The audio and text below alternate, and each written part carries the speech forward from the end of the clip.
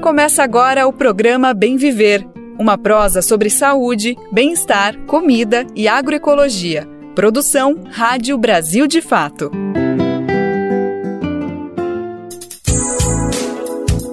Enfim, ela chegou. Hoje é sexta-feira, minha gente, dia 27 de setembro de 2024. Que alegria pronunciar essas palavras. Todo mundo preparado para sextar, mas antes um convite. Vamos junto nessa boa prosa que está começando agora, o Bem Viver, uma produção do Brasil de Fato para ajudar todo mundo a ficar em dia sobre as notícias importantes para a gente pensar uma sociedade mais justa, igualitária para todo mundo. Então vamos falar sobre agroecologia, saúde, alimentação, cultura, é claro, sem perder de vista as questões do dia a dia, da política, economia, política internacional, tudo isso sim cabe no nosso Bem Viver. Meu nome é Lucas Weber, eu tô contigo nessa boa prosa que está começando agora. Se liga nos destaques que a gente preparou para a edição de hoje. Uma entrevista com a antropóloga Débora Diniz para falar do dia 28 de setembro, Dia Latino-Americano e Caribenho pela Descriminalização do Aborto. Álvaro de la Torre, engenheiro agrônomo do MST, analisa impactos do capitalismo na destruição da natureza.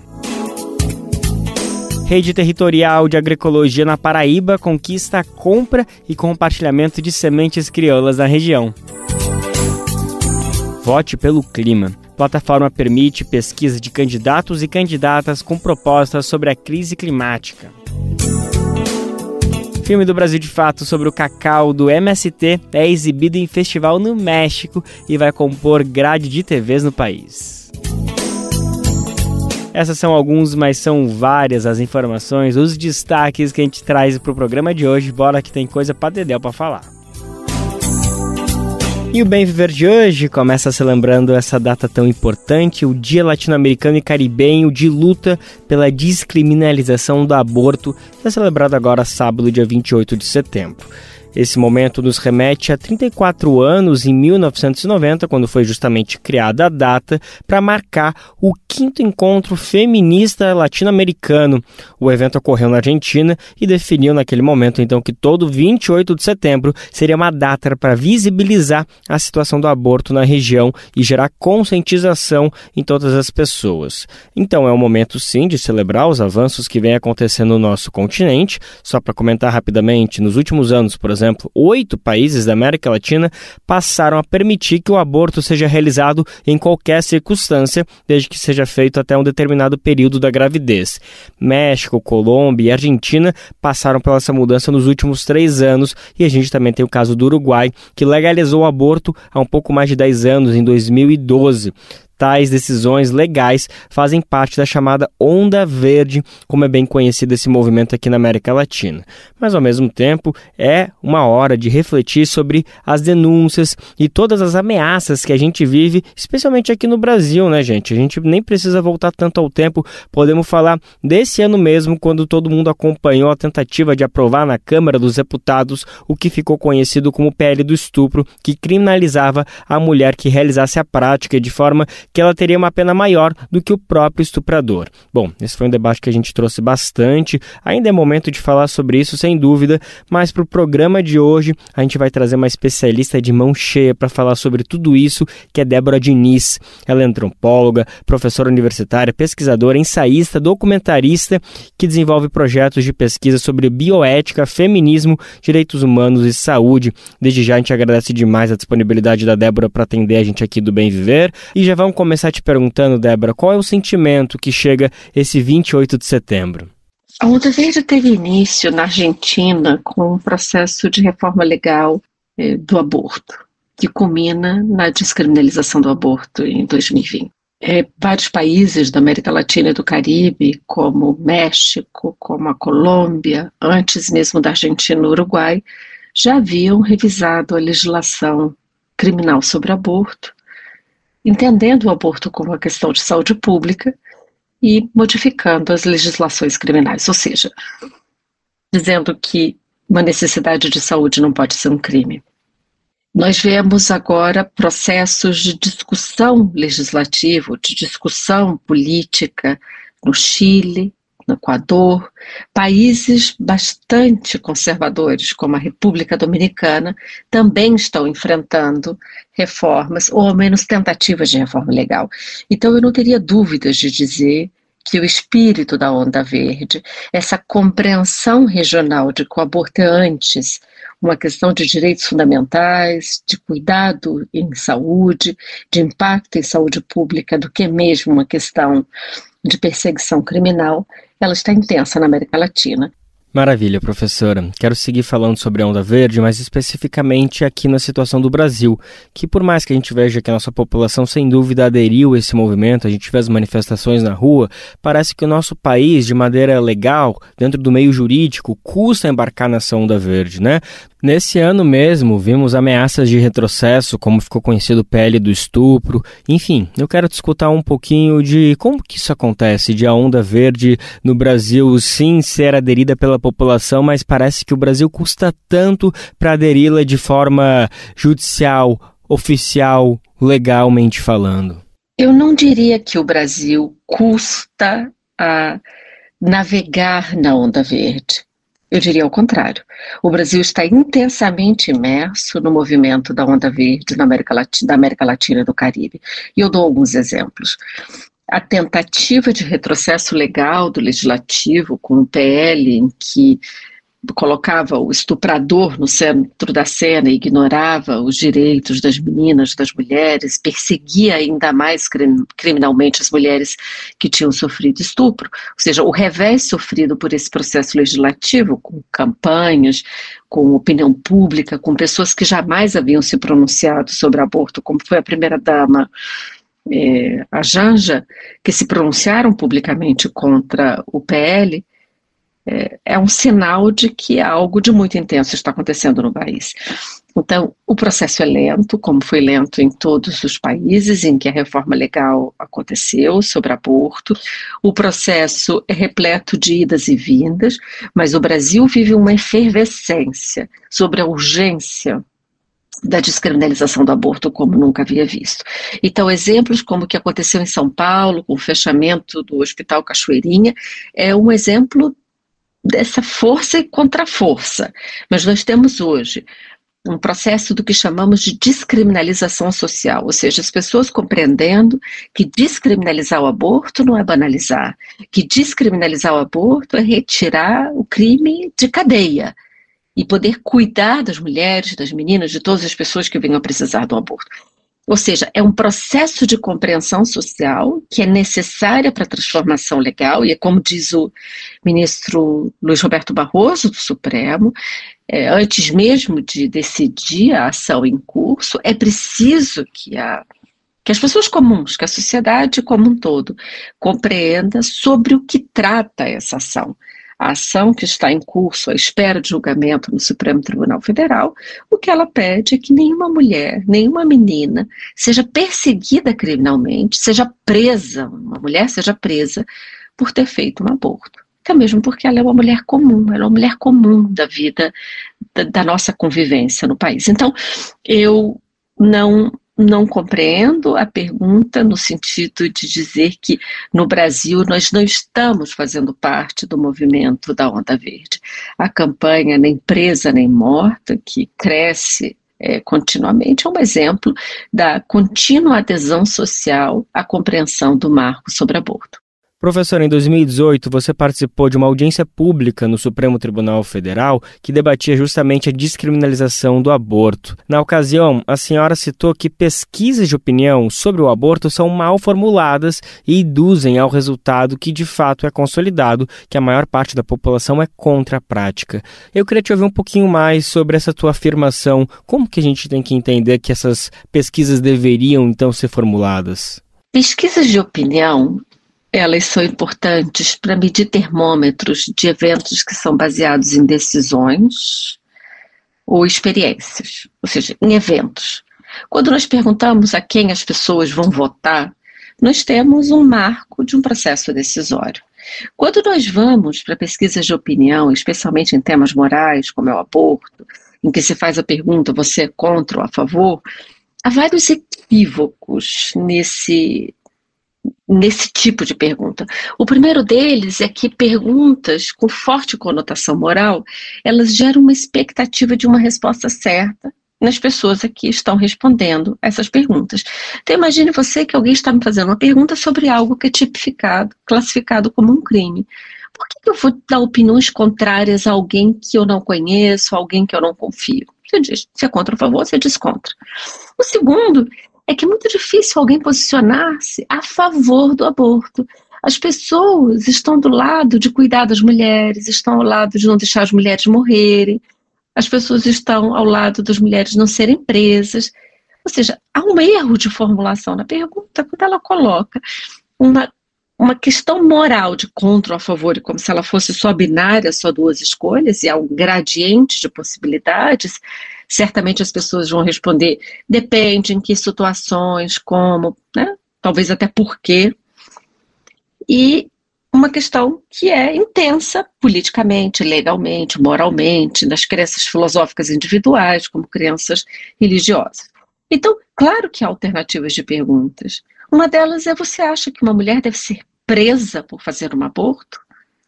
Em uma recente aula, que novamente o professor Barroso deu na Inglaterra, ele fala exatamente isso. A pergunta que nós temos que fazer às pessoas é se elas devem ser presas. E se nós achamos que devemos prender as mulheres. E aqui é muito importante perguntar: que mulher é essa?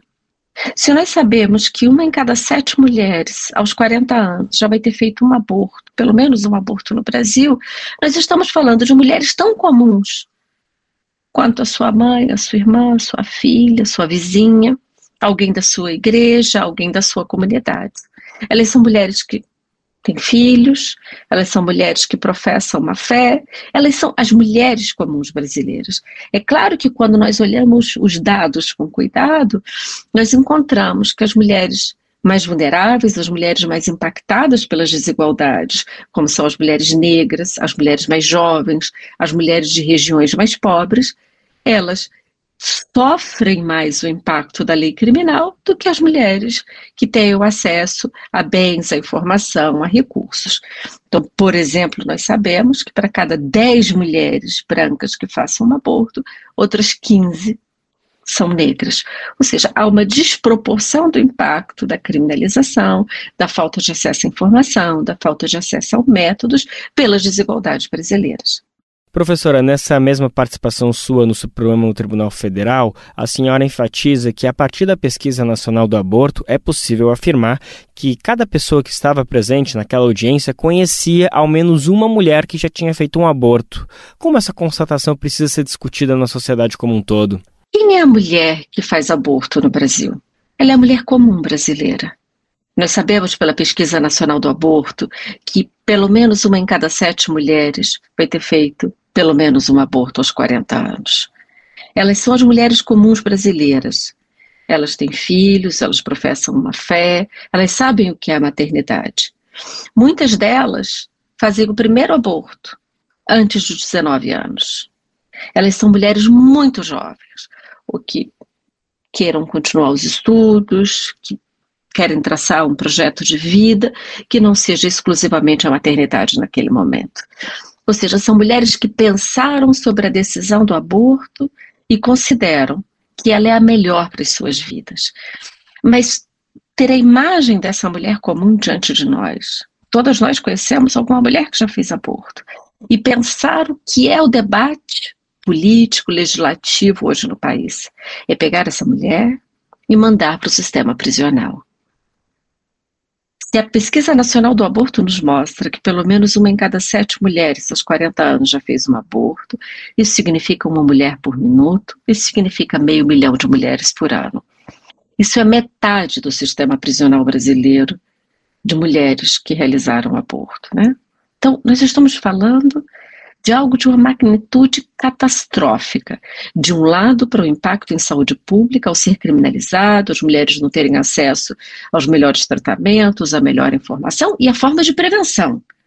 E de outro lado, o uso de uma política criminal que só faz perseguir, aumentar o estigma, intimidar. Se nós queremos verdadeiramente reduzir o aborto no Brasil, Evidências de outros países, evidências da ciência nos mostram que o melhor caminho é a descriminalização.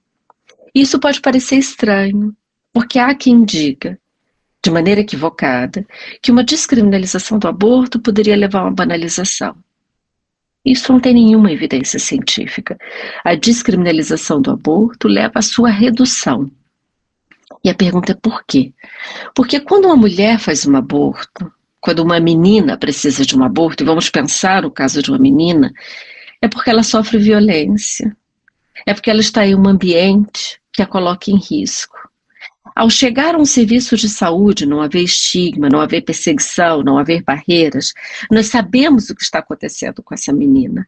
Nós podemos prevenir a violência, nós podemos interromper o ciclo de tortura que ela é submetida, nós podemos prevenir um segundo aborto. A mesma coisa acontece com uma mulher adulta, ou porque os métodos falharam, ou porque ela não tem uma correta adesão aos métodos, algo está acontecendo na sua vida, no seu planejamento reprodutivo, do qual ela precisa de um aborto. Ao falar a verdade nos serviços de saúde, nós podemos prevenir o segundo aborto, nós podemos cuidar dessa mulher, e essa mulher bem informada, e nós sabemos isso em vários aspectos dos cuidados em saúde, as mulheres são responsáveis por educação em saúde na família, na comunidade, no seu ambiente de trabalho. Então, quanto mais bem informada estiver essa mulher, mais bem informada o seu círculo de vida vai estar para a prevenção do aborto. Professora, você está com um documentário novo que está circulando agora, vai começar a circular, melhor dizendo, aí nas plataformas, nas redes sociais, que se chama Aborto Comum, Mulher Comum. Queria ouvir um pouquinho mais sobre o que se trata e se é uma maneira, talvez, de defender a ideia que a melhor maneira de debater o aborto é normalizando esse tema com toda a população. A maneira mais eficiente de nós conversarmos sobre aborto é usarmos de um lado a ciência, e nós temos ciência suficiente e validada para uma conversa séria sobre aborto. Essa ciência nos mostra que a criminalização não é uma solução, que a criminalização leva a barreiras, a estigma, a dificuldade de acesso e inclusive a morte materna. Então, mulheres morrem no Brasil por aborto inseguro. O segundo é que nós precisamos desimaginar a obsessão de que a mulher que faz um aborto, a adolescente que faz um aborto é irresponsável, é alguém leviana. Nós precisamos imaginar essa mulher com o rosto, com o nome, com a biografia, tal qual ela está no mundo. Eu repito, a mulher que faz um aborto no Brasil é uma mulher comum. É a mulher da sua casa, é a mulher da sua família, é a mulher da sua comunidade religiosa. O filme Uma Mulher Comum retrata a história de Scarlett e é uma mulher comum da vida vivida brasileira. Ela é uma mulher negra da periferia de São Paulo, casada com Leonardo, filha de Margarete e que tem 3 filhos. E ali um momento se vê grávida numa mudança de métodos de planejamento familiar. E ela diz, eu não posso ter um 4º filho. Só que ela também diz, eu não posso arriscar-me na clandestinidade. Eu preciso encontrar uma saída segura e que não viva o fantasma de ser uma criminosa. E por isso que ela vai à Argentina.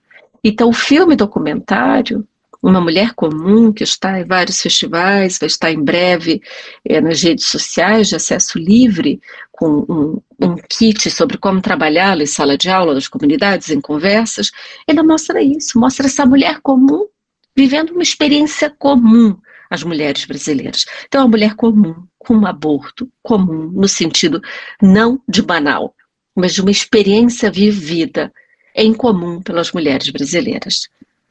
E esse é um caminho importante para o que chamamos de descriminalização social. É as pessoas retirarem o estigma, retirarem as inverdades sobre o aborto e conversarem sobre a mulher comum vivendo uma experiência reprodutiva que foi vivida pelas suas avós, pelas suas mães, são vividas por elas e vão ser continuamente vividas pelas mulheres comuns. Professora, a nossa entrevista está chegando ao fim, mas eu queria que você falasse agora sobre um livro que você recentemente publicou, Carta de uma Orientadora, na qual você apresenta informações sobre a ética no ambiente acadêmico, o que inclui formas de lidar com temas de abuso de poder, conflito de orientação e modos de evitar o plágio. Explica um pouquinho mais para a gente sobre essa publicação, por favor. O livro Carta de uma Orientadora, ele é um livro sobre as obviedades da vida acadêmica. É sobre como definir um tema de pesquisa, sobre como começar a escrever, como construir ritmos de pesquisa, sobre como escolher uma orientadora, sobre como viver alegrias, né, na vida acadêmica, seja na escrita, na pesquisa, no pensamento. Então, ele é um livro sobre pequenas portas que possam se abrir para que essa experiência tão comum na vida das pessoas que vão, em algum momento, cursar uma carreira nas universidades, nas faculdades, ou alguém que queira se aproximar da pesquisa e fazê-la melhor, lê-la melhor, compreender melhor os estudos, ele pode oferecer caminhos. Há uma ampla discussão nesse momento sobre o uso das ferramentas de inteligência artificial. Eu particularmente defendo a importância de conhecê-las, saber usá-las e ser crítica no uso. Há um universo de possibilidades que se abre, por exemplo, com as ferramentas de inteligência artificial para editar seus textos em outro idioma. Há, por exemplo, por uma primeira busca de acesso à informação nas ferramentas acadêmicas de inteligência artificial. Mas há um risco. E o principal grande risco é a repetição de argumentos de outras pessoas sem que você saiba que está fazendo isso. Isso tem um nome na escrita acadêmica, na escrita que circula, que é o plágio. O plágio é desapropriar a escrita de alguém, é desapropriar a argumentação de alguém e fazê-la como sua. Em tempos de inteligência artificial, esse risco de circulação do plágio está ainda mais agudo. Então, essa é uma discussão que retorna à mesa acadêmica de conversas sobre integridade, sobre responsabilidade e sobre suas consequências. Talvez a coisa mais importante que tenho a dizer é que é preciso desenvolver o prazer da descoberta em ler, mas também em escrever. E a responsabilidade sobre o plágio é exclusivamente de quem o realiza. Então isso não é de um orientador, não é do seu grupo de pesquisa, é de quem o fizer. Seja intencionalmente usando as ferramentas para poder ter um atalho, seja quem, por uma inadvertência, esquece uma referência, se confunde nas notas. Maravilha, essa foi Débora Diniz, antropóloga, professora universitária, pesquisadora, ensaísta e documentarista. Ela que desenvolve projetos de pesquisa sobre bioética, feminismo, direitos humanos e saúde, e ela nos ajudou a celebrar e entender melhor essa data tão importante, celebrado nesse sábado, Dia Latino-Americano e Caribenho da luta pela descriminalização do aborto, que acontece sempre dia 28 de setembro. Programa Bem Viver, sua edição diária sobre saúde, bem-estar, comida e agroecologia. Gente, agora tem um recadinho que toda a equipe do Brasil de Fatos tem um orgulho imenso de compartilhar. A gente precisa da sua ajuda, da sua colaboração para continuar produzindo conteúdos de qualidade com todo o rigor jornalístico que você já conhece e confia. Nosso trabalho é e sempre será trazer a visão popular dos fatos, tanto no Brasil quanto no mundo. E você pode sim nos ajudar com o nosso Apoie-se, contribuindo com o valor que for possível, que estiver no seu alcance. Assim você se junta a quem luta contra a desinformação e construindo um futuro melhor para todos e todas. Gente, se quiser e puder ajudar, o link é o seguinte: apoia-se/Brasil de Fato. Então é apoia.se/Brasil de Fato. O link também está disponível na descrição desse episódio nas plataformas de podcast. Tamo junto, galera! O incômodo com as fumaças pelo país nas últimas semanas ligou ainda mais o alerta sobre a emergência climática no planeta. Esse fenômeno se junta a muitos outros no Brasil e no mundo que escancaram uma realidade cada vez mais evidente, que a nossa relação com a natureza já ultrapassou qualquer limite normal de harmonia e sustentabilidade. Além da fumaça, que está relacionada a uma reação imediata das queimadas, outros sintomas permanentes são vistos dia a dia. É o caso do aumento das temperaturas globais, dos eventos climáticos extremos, como secas, enchentes, enfim, né? A lista inclui também o derretimento das calotas polares, a perda da biodiversidade e a maior frequência de desastres naturais. Tudo isso mexe no dia a dia da população e coloca em xeque o futuro de todo mundo, gente. Falando do agora, as mudanças climáticas resultam em um aumento das desigualdades e dificuldade para a produção de alimentos.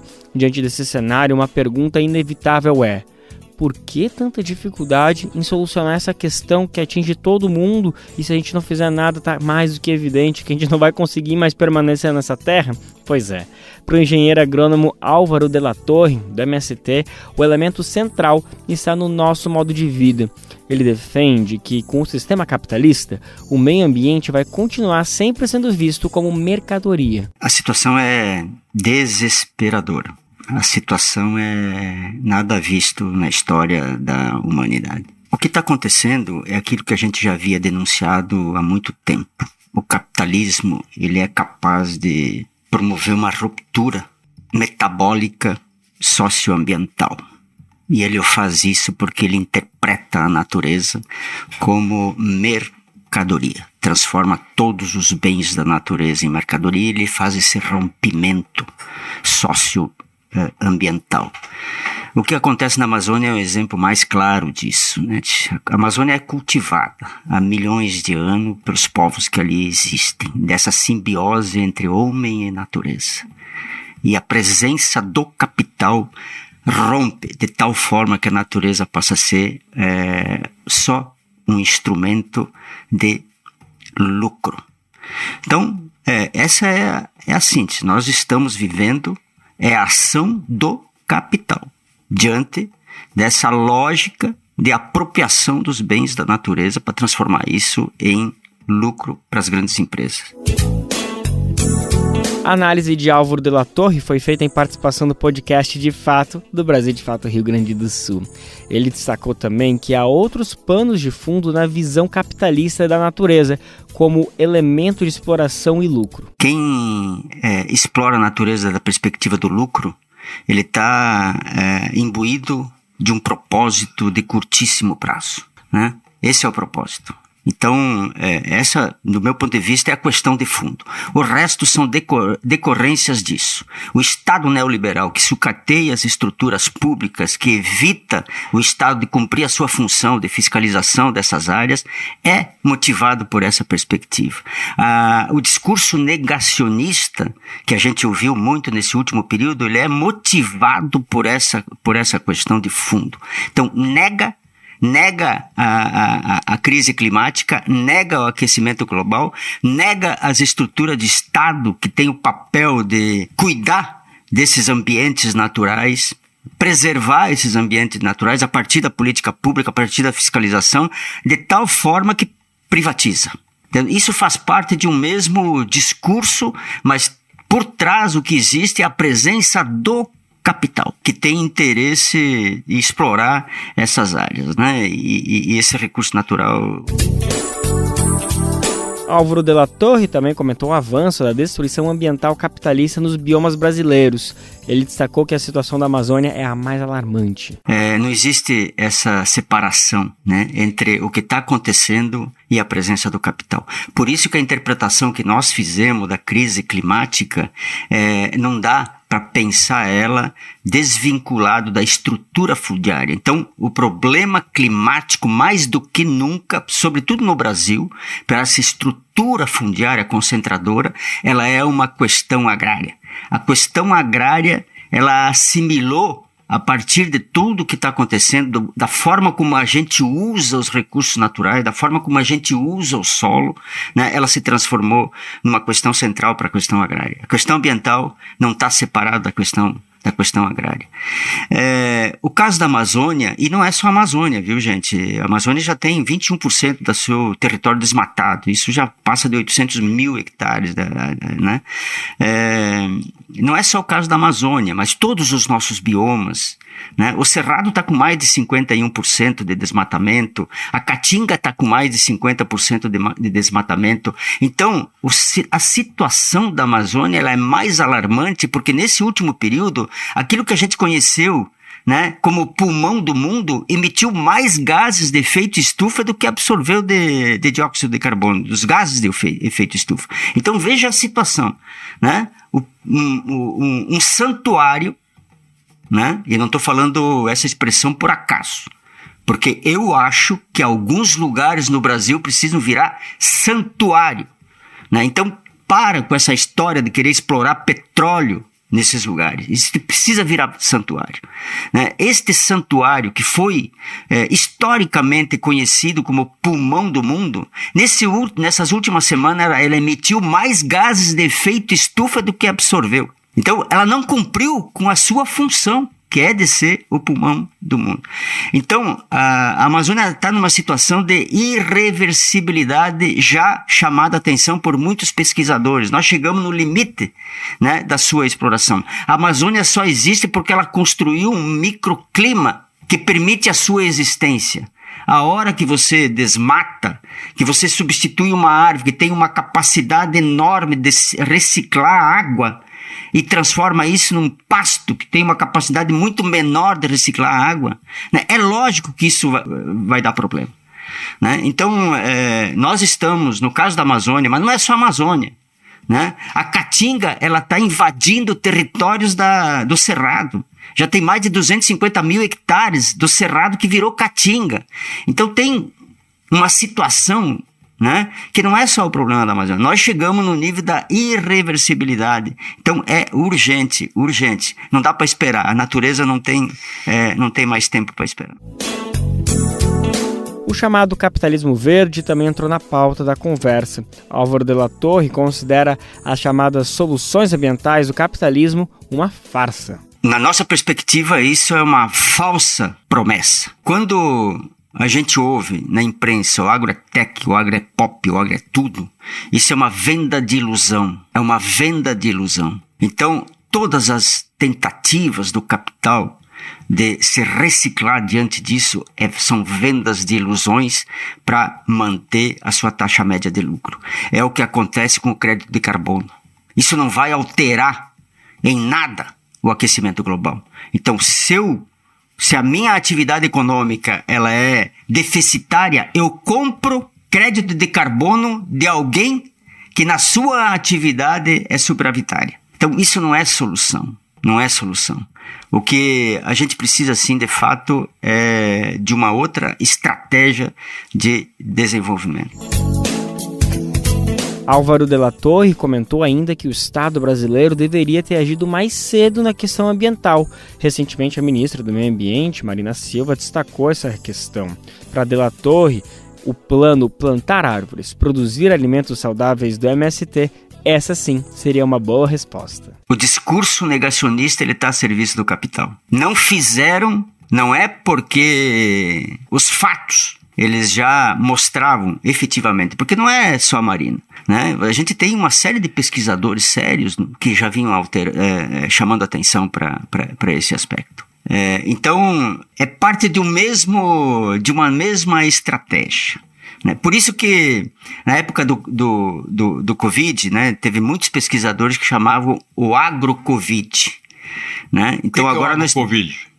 O que era o agro-Covid? O agro-Covid. O Covid é resultado da presença do capital nesses territórios e do aquecimento global.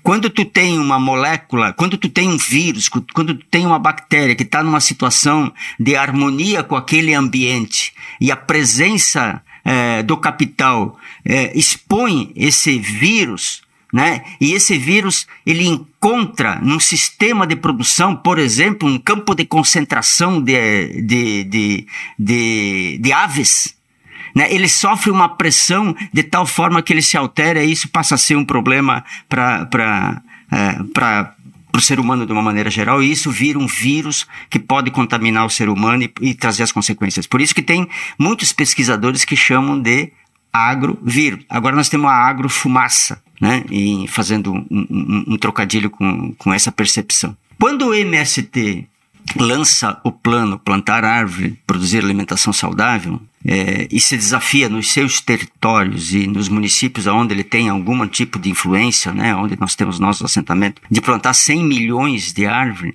na verdade, o nosso objetivo eram 3 com relação a isso, né? O primeiro é, se a gente conseguir efetivar esta meta, a gente leva a consciência ambiental. Por quê? Porque o ato de plantar uma árvore não pode ser um ato mecânico. Ele tem que ser um ato de amor com a natureza e com aquele território onde isso está acontecendo. Portanto, ele tem que preservar essa árvore. Por isso que a gente brinca que a gente não abre cova, né? A gente abre um berço, porque nesse berço a gente deposita aí uma vida que precisa ser cuidada, precisa ser zelada, precisa ser embalada. Então, quando o MST diz o seguinte, nós precisamos plantar 100 milhões de árvores, é porque nós entendemos que se a gente plantar os 100 milhões de árvores nos nossos territórios, a gente constrói, né, uma correlação de força e uma consciência ambiental maior. Então, o ato de plantar uma árvore tem que ser um ato consciente, por conta do que isso representa. Gente, então fica a dica para ouvir a conversa de fato inteira do podcast De Fato com o Álvaro de la Torre. Está disponível de graça no Brasil de Fato, Rio Grande do Sul, no nosso YouTube, melhor dizendo, e você também pode encontrar na seção de podcasts. Por acaso, você sabia que, na Paraíba, as sementes crioulas são chamadas de sementes da paixão? Que lindo, né, gente? Esse batismo representa bem o papel e a importância das espécies conservadas pelas famílias camponesas. Essa paixão pelas sementes também está enraizada na coletividade e luta política das famílias agricultoras. Um exemplo nesse sentido está no território paraibano do Polo da Borborema. A região contempla a área de atuação de 14 sindicatos de trabalhadores e trabalhadoras rurais da região. Dessa forma, ontem, a rede do Polo da Borborema fortaleceu os estoques de semente da paixão. Olha só, cerca de 3 toneladas, gente, de sementes de feijão crioulo foram entregues na sede da Coop Borborema. A organização está localizada no sítio Quissé, que fica em Lagoa Seca, onde funciona o Banco Mãe de Semente da Paixão. A ação foi fundamental para fortalecer as características de agricultura das famílias da região, com produção de alimentos saudáveis, preservação da natureza, autonomia social, econômica e cultural também. A agricultora Marisete Alves, do sítio Cotias, em Alagoa Nova, destacou a importância da ação para resgatar espécies. Muita gente tinha perda, né, de semente boa, livre de transgênico, então a gente está resgatando nova semente, né, que anteriores tinha várias variedades e muitos agricultores tinham perdido a semente. E agora está tendo resgate novamente de uma semente que o pessoal tinha perdido, né? Então a gente está com muitas variedades de semente crioula para os agricultores plantar. E o bom é que veio para o município, para todos os municípios, muitas variedades, né, de semente. A distribuição das sementes reforçou os estoques dos bancos comunitários. Dessa forma, as famílias agricultoras não vão precisar esperar a entrega das sementes distribuídas pelo governo do estado. Além disso, se espera um aumento na oferta das sementes nas 12 feiras agroecológicas e nas 5 quitandas da Borborema. As famílias organizadas no Polo da Borborema comercializam produtos sob a marca do Roçado. A produção inclui feijão, fava, farinha de mandioca e diversos alimentos beneficiados, como bolos, polpas, frutas, doces. Gente, que delícia! A agricultora Rita Isidora, da comunidade do Benefício, no município de Esperança, é gestora do Banco Mãe de Sementes. E ela disse que ficou feliz com o recebimento do estoque e compartilhamento da rede de famílias. Feliz por estar recebendo essas sementes, que é para fortalecer o nosso banco, que houve perca, mas hoje nós estamos recebendo essa força dessas sementes. para nos assegurar, né, que ano que vem nós temos sementes para plantar e também para todos os agricultores não ficarem sem sementes. Então, essa semente que está sendo entregue hoje é uma força muito grande para nós agricultores que dependemos do banco de sementes, né, para continuar com as nossas plantas e com a nossa semente da paixão. Nosso banco de semente tem 14 anos. Desde então, ninguém ficou sem sementes para plantar. Mesmo quando houve perca, o agricultor recorre ao banco e consegue semente para plantar. Foram distribuídas 6 variedades de feijão: o preto, carioca, rosinha, mulatinho, gordo branco e faveta. As espécies vão atender 40 bancos comunitários de 5 municípios. São eles Solânia, Cacerrengue, Remígio, Queimadas e Esperança, beneficiando diretamente cerca de 200 famílias agricultoras. E antes da compra, as sementes foram submetidas a testes de germinação, vigor, pureza e umidade. E a agricultora Giselda Bezerra, ela é coordenadora da Coop Borborema, disse que a iniciativa fortalece a rede. No território da Borborema vai fazer 30 anos que nós temos um projeto de agroecologia no território, transformando vida, trazendo solidariedade, fortalecendo a agricultura familiar com base na agroecologia, que isso traz segurança alimentar para as famílias e para a sociedade, onde a gente oferta um alimento sagrado. E a gente gosta de falar que é muito importante trazer o papel dos agricultores, das agricultoras nesse processo. É lá na natureza, é lá no roçado, onde ele transforma o nosso alimento, né? Planta as sementes, cultiva, colhe e assim leva esse produto sagrado para a sociedade. Os recursos da iniciativa vieram do PAA, que é o Programa de Aquisição de Alimentos, da modalidade sementes. Ao todo foram compradas 8 toneladas de sementes crioulas com investimento total de 113 milhões de reais. A entrega foi ontem e foi a primeira de uma série de outras remessas que virão. Se alimentar como um ato político e comida sem veneno? O Armazém do Campo reúne as duas coisas com a agricultura familiar orgânica e agroecológica dos assentamentos da reforma agrária. São várias lojas espalhadas pelo Brasil com produtos do Movimento Sem Terra, MST, além de atividades culturais, cafeteria e almoços coletivos. Encontre o Armazém do Campo mais próximo de você pelas redes sociais e venha! Traga sua família e amigos para conhecer um novo jeito de comer bem.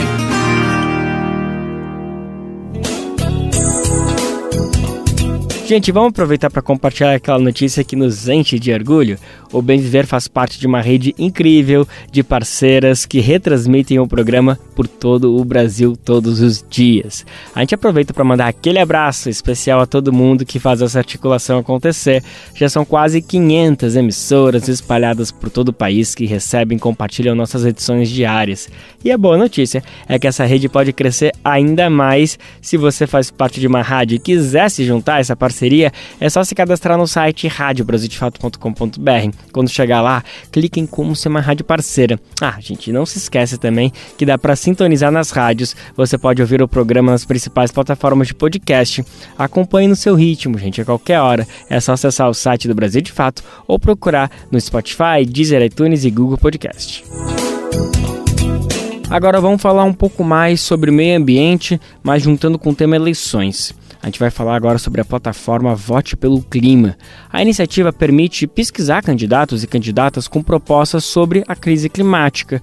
E nem todo mundo pode participar. Candidatos com registros de crimes ambientais e discursos de ódio não são aceitos na plataforma. A gente vai saber mais detalhes com a nossa repórter Letícia Holanda. No ar desde 3 de setembro, a plataforma Vote pelo Clima reúne candidaturas municipais com propostas sobre mudanças climáticas e meio ambiente. São mais de 1.000 perfis cadastrados e quase 600 já disponíveis para os eleitores. Após a inscrição, o perfil do político passa por uma análise de verificação junto ao TSE. Com a confirmação, a candidatura é disponibilizada no site para consulta pelo eleitorado. A plataforma tem um filtro que impede que os candidatos com registros de crimes ambientais e discursos de ódio ou antidemocráticos possam se cadastrar. Intuitiva, a plataforma permite que os eleitores realizem buscas por estado ou por municípios e tenham acesso às propostas dos candidatos cadastrados. A reportagem do Brasil de Fato conversou sobre o tema com a socióloga Raquel Ribeiro, mobilizadora da organização Nossas e integrante da equipe da campanha Vote pelo Clima.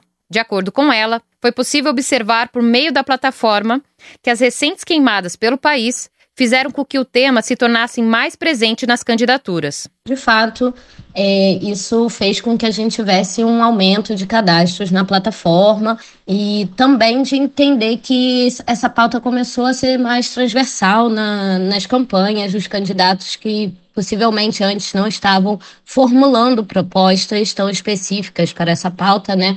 E a conjuntura do momento levou a isso e deu um boom na plataforma. Segundo a plataforma Vote pelo Clima, o município com mais registros é São Paulo, com 34 candidatos, representando cerca de 8% do total de candidaturas.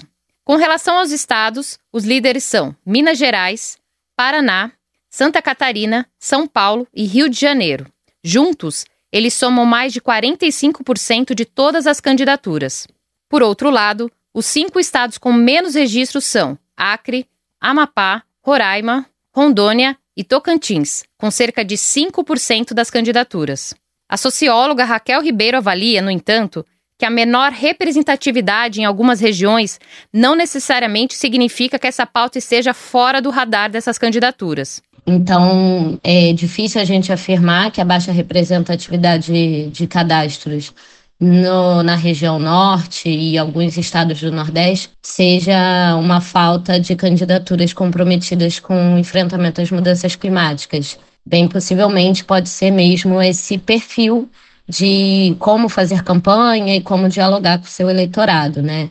Inclusive pensando territórios nessas regiões que têm um alto índice de desigualdade, que muitas vezes não é pelos canais digitais e pela internet que esses candidatos se aproximam do seu eleitorado, né? A gente tem, sim, uma expectativa de ter mais cadastros ainda nessa reta final, entendendo que muitas ações, né, de campanha, dessa busca pelos últimos eleitores ali para conhecer as candidaturas, fica para essa reta final aí desses 10 dias de campanha até as eleições, né? Então, acreditamos que o nosso número de cadastros irá aumentar. Então, bem possivelmente, no pós-eleição, a gente vai ter um saldo aí de como é que foi esses dados e uma análise de como essa pauta cruzou nas eleições municipais. Ainda sobre a representatividade, a integrante da campanha Vote pelo Clima acredita que as adesões à plataforma tendem a aumentar nessa reta final antes das eleições. Criada pelo Instituto Clima de Eleição em 2020, a campanha Vote pelo Clima está na 3ª edição e registrou mais de 400 candidaturas no Pleito Nacional de 2022.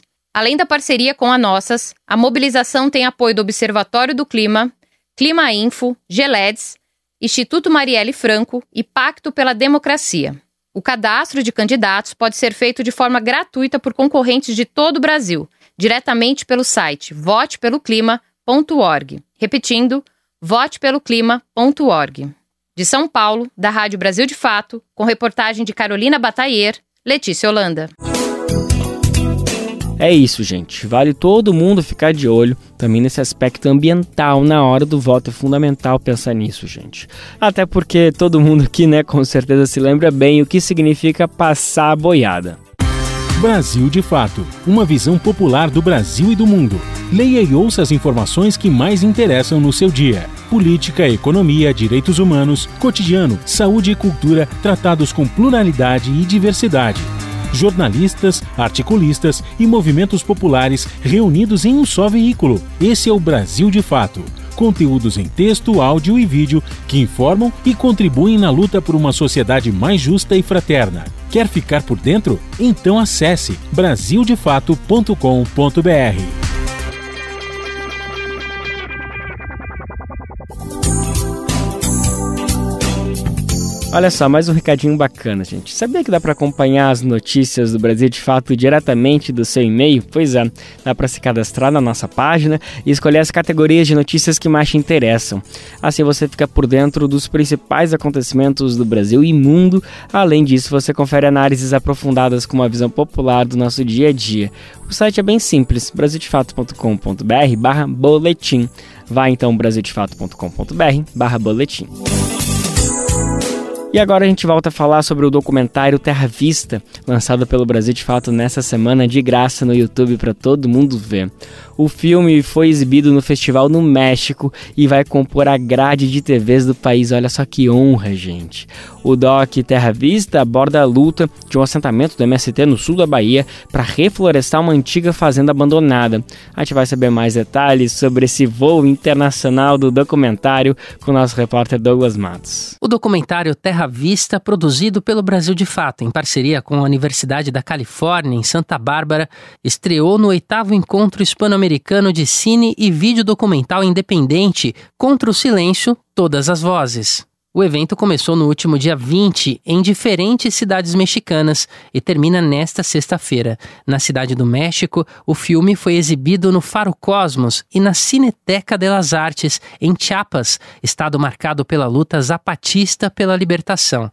O filme do Brasil de Fato foi selecionado na categoria Meio Ambiente e Desenvolvimento Sustentável de 9 categorias distintas, com direção do repórter do Brasil de Fato Pedro Estropaçolas e de Noah Sickman, pesquisadora da Universidade da Califórnia, em Santa Bárbara. O documentário Terra Vista retrata a trajetória de camponeses do assentamento Terra Vista do MST, o Movimento Sem Terra, em Arataca, na Bahia, para reflorestar uma antiga fazenda degradada e, por meio da agroecologia, se tornarem uma alternativa ao modelo hegemônico de produção de cacau no Brasil. Hoje, um total de 55 famílias assentadas em 904 hectares estão envolvidas na produção de cacau e chocolate, se destacando pela cadeia produtiva limpa, bem como pela abordagem agroflorestal e pela preservação ecológica. Desde 2000 até hoje, a comunidade recuperou 92% da mata ciliar do Rio Aliança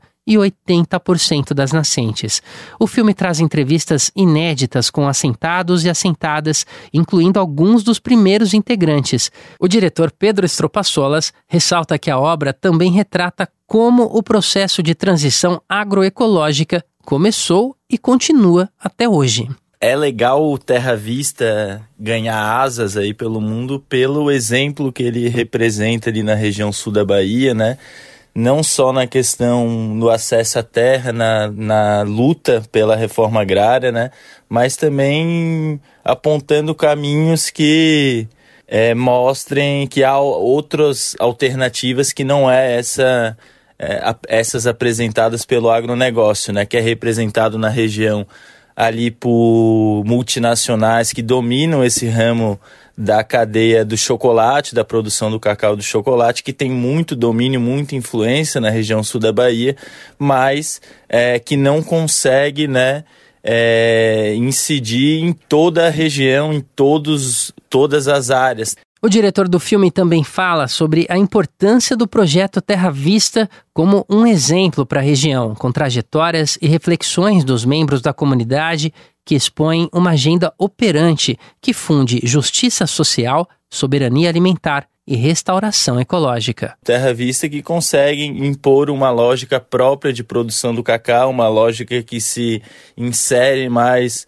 no sentido de proteger a mata nativa, que também envolve uma produção agroecológica, com sistemas agroflorestais equilibrados. Então, o cacau tem outras formas de ser cultivado que não é essa apresentada pelo agronegócio, que coloca, insere muitas famílias na região lá em condições indignas, de trabalho escravo, de escravidão por dívida. O trabalho infantil é muito presente também na produção do cacau hoje no Brasil, e o Terra Vista mostra esse outro caminho, que é um caminho mais solidário, um caminho mais colaborativo.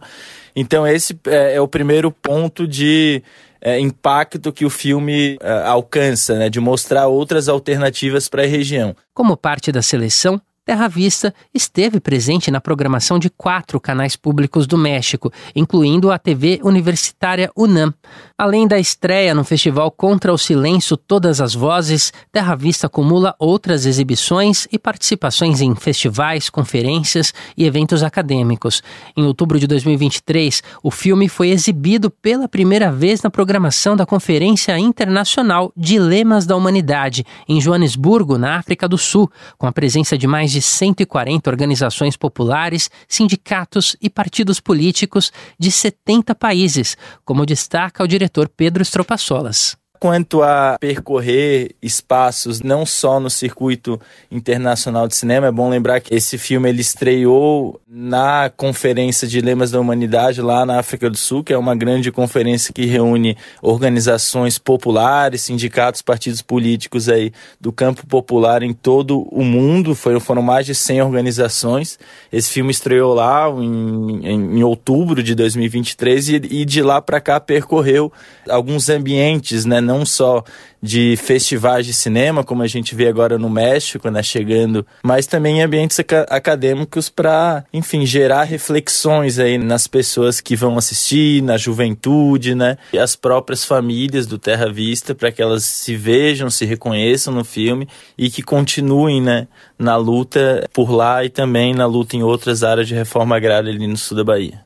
O documentário também esteve na programação da conferência O Futuro da Amazônia, uma nova era de ativismo indígena, modelos ambientais pós-carbono e parcerias latino-americanas com a China e o Sul Global, que ocorreu no mesmo mês na Universidade da Califórnia, em Santa Bárbara, nos Estados Unidos. No circuito de festivais, além da seleção no México, Terra Vista foi exibido na segunda mostra Eu Mais Velha, que ocorreu em maio de 2024 em São José dos Campos, no interior paulista. Em novembro, estará na programação do 11º Festival Velho Chico de Cinema Ambiental em Penedo, Alagoas. O filme percorreu ainda salas de aula de universidades públicas brasileiras, como a UFPE, Universidade Federal de Pernambuco, e a UFBA, a Universidade Federal da Bahia. De São Paulo, da Rádio Brasil de Fato, locução Douglas Matos. Pra quem não viu, tá perdendo o quê, gente? Aproveita que a sexta tem o final de semana aí, já prepara uma pipoquinha e bota pra ver, tá disponível de graça no YouTube do Brasil de Fato, vale muito a pena ver, tá lindo demais. Que tal a gente sextar com um passeio de dicas e agenda cultural pelo país? A primeira delas é para uma atividade que ainda vai rolar no ano que vem, mais especificamente no período junino. Ansiedade? Talvez, mas é que assim, a notícia é tão bacana que a gente não quer segurar quase um ano para falar sobre ela. É que o chamado Arraiá Pula Fogueira vai apresentar a história do MST no Brasil e no Ceará nas festas juninas de 2025. O projeto já foi apresentado com o tema MST 41 anos no Brasil e 36 no Ceará, luta e resistência popular. De acordo com a organização, a história do movimento vai ser contada em palcos e avenidas cearenses. A gente vai ficar de olho por aqui, mas já dando a dica para quem quiser saber mais detalhes, é só acessar o site Brasil de Fato CE, que é a sigla de Ceará.com.br. Bom, e agora sim uma dica para este final de semana, para ninguém ter que ficar esperando o ano que vem para curtir, né, algum festejo. Olha só, a dica agora é para quem está aqui em São Paulo. É que amanhã, sábado, dia 28, vai acontecer o 5º Festival Bares pela Democracia. O evento reúne música, arte, gastronomia e exposição de arte e artesãos também. O horário é das 11 da manhã até as 9 horas da noite no Largo do Aroche, que fica na região central da capital paulista. A articulação Bares pela Democracia reúne cerca de 70 estabelecimentos da cidade de São Paulo. Tá todo mundo convidado para passar um belo sábado curtindo e pensando um pouco já nas eleições.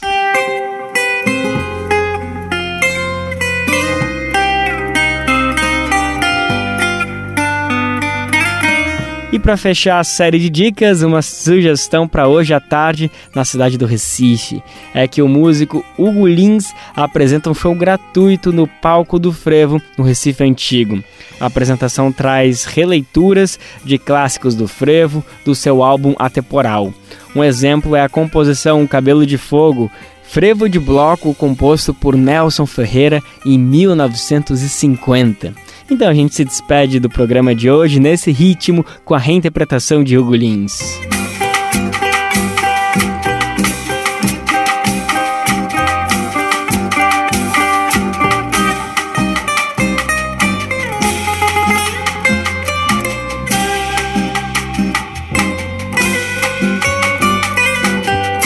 Maravilha, gente. A edição do Bem Viver de hoje fica por aqui. Estamos de volta segunda-feira, sempre a partir das 11 horas da manhã, para o mundo inteiro nos ouvir pela radiobrasildefato.com.br. Logo depois, a vez da nossa parceira RBA, a Rádio Brasil Atual transmitiu o programa pela 98,9 FM na Grande São Paulo.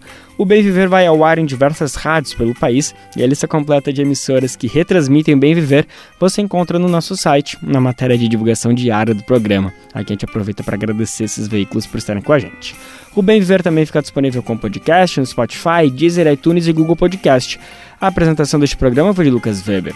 O roteiro foi de Daniel Lamir, o nosso Faz Tudo, que também está na edição e produção ao lado de Douglas Matos. Trabalhos técnicos de Lua Gattinoni, Adilson Oliveira, André Paroche. Coordenação de Rádio e TV Moniz Ravena, diretora de programas de áudio Camila Salmásio, direção executiva Nina Fidelis, apoio toda a equipe de jornalismo do Brasil de Fato. Um bom final de semana, gente. Até segunda. Tchau, tchau. Você ouviu o programa Bem Viver, uma prosa sobre saúde, bem-estar, comida e agroecologia. Produção Rádio Brasil de Fato.